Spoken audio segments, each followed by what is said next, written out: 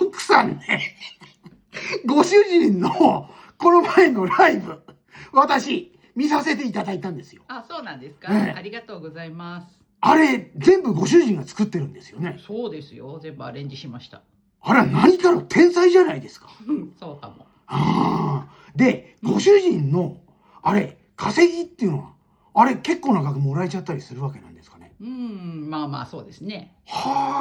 それで、もらったお金、つまりギャラっていうのは、ご主人の懐に入るわけですか。いや、全部私がもらっちゃいました。奥さんが持ってっちゃったんですか。はい。じゃあ、ご主人はあれだけのことやっても、ゼロってことですね。